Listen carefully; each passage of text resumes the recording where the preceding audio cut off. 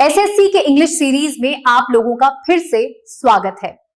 18 अक्टूबर shift 1 पहला है which of the following sentences contains an adverbial error. She write slowly and steadily, ये एकदम सही है, स्लोली एंड स्टेडीली।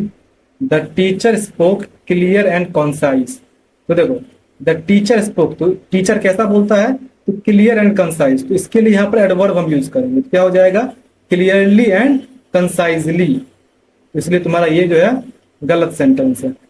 इसके बाद है they danced gracefully across the stage, तो इसमें भी ग्रेसफुली का सही यूज है। He sang beautifully at the talent show, तो इसमें भी ब्यूटीफुली का एकदम सही यूज है। Read the following sentence and select its future tense form from the options given below.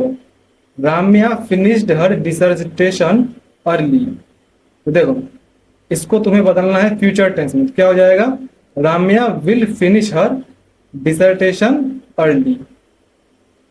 Select the most appropriate option to fill in the blank.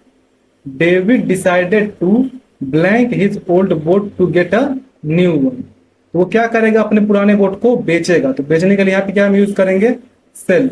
ये वाला जो SALE वाला सेल है, इसका मतलब होता है बिक्री, ये नाउन होता है। और ये जो SELL वाला सेल है, इसका मतलब होता है बेचना, और ये वर्ब होता है। इसके अलावा ये जो CELL वाला सेल है, इसका मतलब कोशिका होता है। और जो CEIL वाला सेल है, इसका मतलब जो छत होता है कमरे का, उसके लिए हम यूज करते हैं सेल।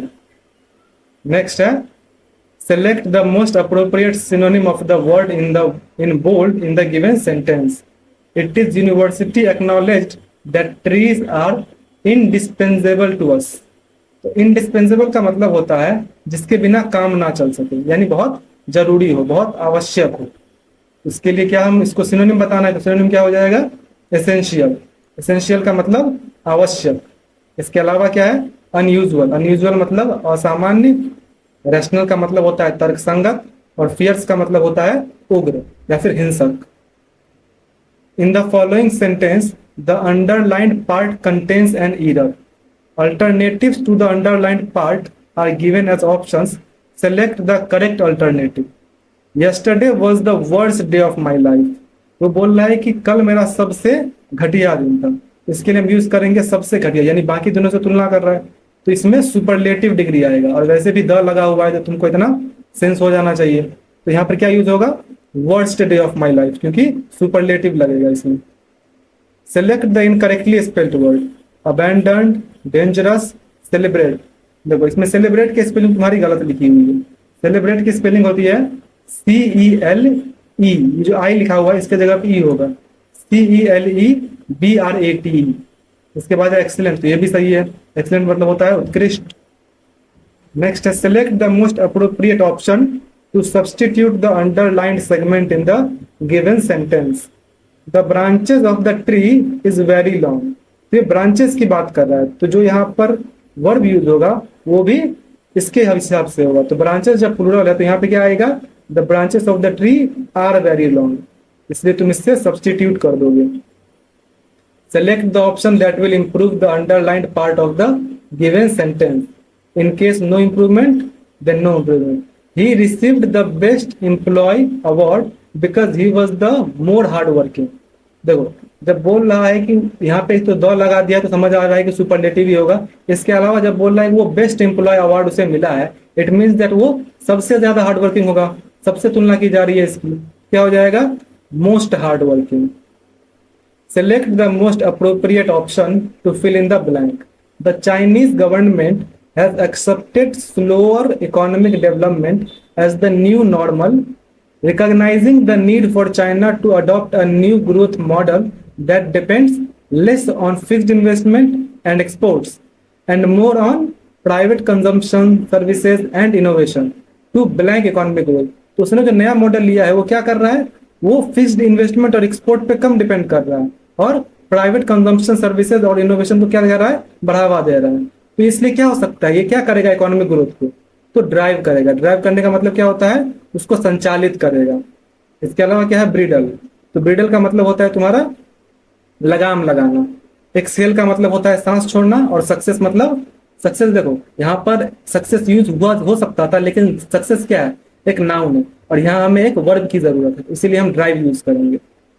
नेक्स्ट है select the correct option of the given sentence. हाँ, Shrimati Savitri is wisest than all other groups in the group. तो देखो इसमें क्या बोल रहा है कि ये जो है अदर ग्रुप से जो है अपने मतलब अपने ग्रुप में दूसरों से ज्यादा अच्छी है। तो यहाँ पे ऑल अदर जो यूज किया है ये इसको एक यूनिट बना दे रहा है और इससे ये इसको कंपेयर कर रहा है। तो इसलिए हमें किस तरह कंपेयर करना होगा, कंपेरेटिव डिग्री की तरह। यहाँ पे हो जाएगा वाइजर देन, ठीक। इससे ऐसे Shrimati Savitri is visor then all others in the group, तो इसलिए तुम्हारा ये करेक्ट होगा। Select the most appropriate option that can substitute the underlined segment in the given sentence. He possesses one of the slimmer handsets in the world.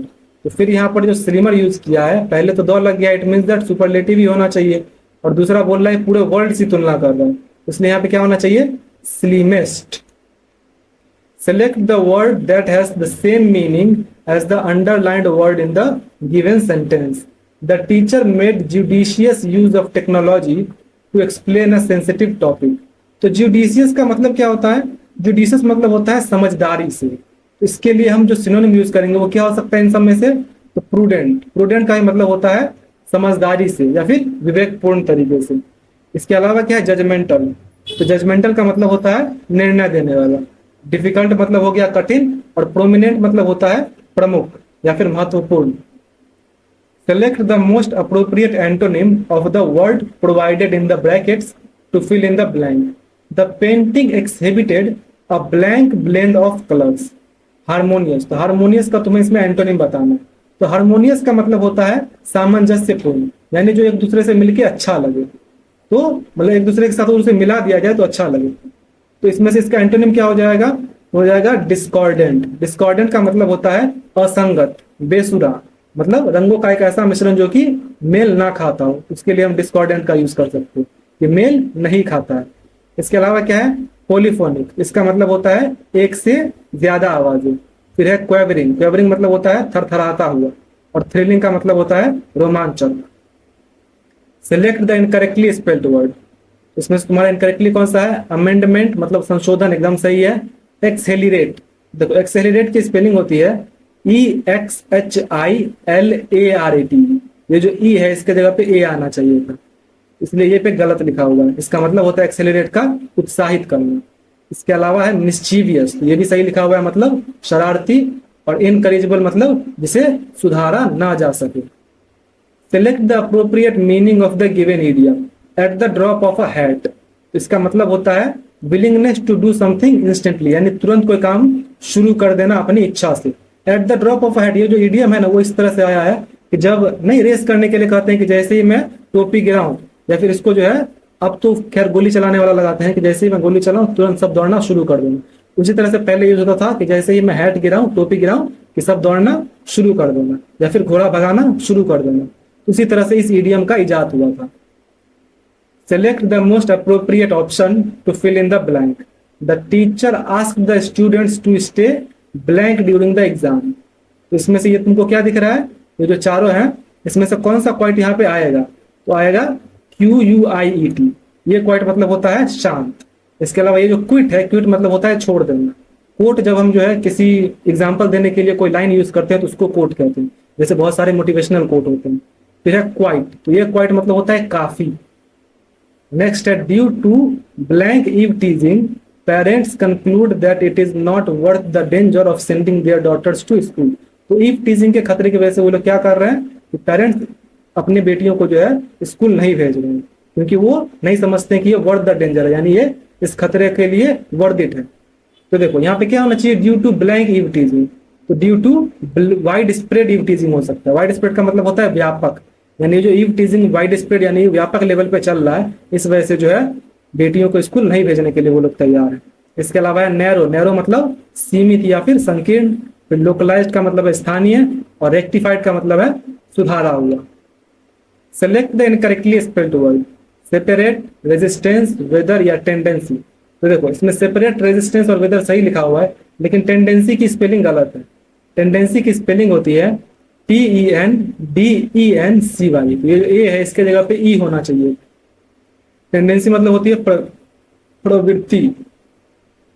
फिर select the most appropriate option to fill in the blank to complete the idiom and make the sentence meaningful. तुम्हें यहाँ पे idiom बैठाना है। देखो, during the interview the candidate was challenge to provide chapter and blank on his proposed plan. तो एक idiom होता है चैप्टर एंड वर्ड्स, जिसका मतलब होता है किसी बात का विस्तृत विवरण देना, इसलिए यहाँ आ जाएगा चैप्टर एंड वर्ड्स। नेक्स्ट है तुम्हारा, select the option that can be used as a one word substitute for the given group of words. The place where soldiers live, तो जहां सोल्जर्स रहते हैं उसके लिए कौन सा यूज किया जाता है वर्ड? वो होता है बैरक। बैरक में जो है सैनिक रहते हैं। इसके अलावा यूनिट मतलब इकाई, रेजिमेंट यानी सैनिकों का एक बड़ा ग्रुप, और ब्रिगेड मतलब कई बटालियनों का एक बड़ा सैन्य दल। अब है तुम्हारा कंप्रहेंशन पैसेज, तो छोटा सा है, एक बार पढ़ लो। अब क्वेश्चन देख लो, 1 2 3 4 5, चलो बनाया जाए। It is the mad blank for speed that is responsible for many motor accidents. It is the mad blank क्या हो सकता है? बोर्डम, ब्लॉक, लक या क्रेज। तो क्रेज हो जाएगा कि ये जो है एक बेवकूफी से भरा पागलपन है जिस वजह से मोटर एक्सीडेंट्स होते हैं। Only last year I blank what might have been a blank accident. I क्या हो सकता है? मैंने क्या किया? तो चेक्ड, विटनेस्ड, आर्ग्यूड या एंटिसिपेटेड। तो विटनेस्ड हो जाएगा। यहाँ विटनेस का मतलब है देखा। मैंने पिछले ही साल जो है एक एक्सीडेंट देखा। The what might have been a blank accident on Kashmir road. तो किस तरह का एक्सीडेंट होगा वो? हैपनिंग, हार्मलेस, वंडरफुल या फेटल। तो फेटल हो जाएगा। फेटल मतलब घातक, जो कि एक घातक एक्सीडेंट उसने देखा। I was motoring down blank Srinagar. I was motoring down, वो श्रीनगर के नीचे, मतलब श्रीनगर से नीचे आ रहा था। किस तरह से? ऑन, फ्रॉम, सिंस या बिसाइड्स। तो श्रीनगर से नीचे आ रहा था, तो क्या हो जाएगा यहाँ? From Srinagar. And I was nearing Kohala I came upon the blank of 2 cars on the road. I came upon the blank of 2 cars on the road. क्या हो सकता है यहाँ? क्लस्टर, पाइल, कॉलिजन या क्लैटर। तो कॉलिजन का मतलब होता है टकराव। तो मैंने क्या देखा वहां पे? 2 कारों का टकराव। इस तरह से तुम्हारा ये खत्म हुआ। आपका जो भी स्कोर हुआ कमेंट कर दीजिए। मिलते हैं नेक्स्ट वीडियो में।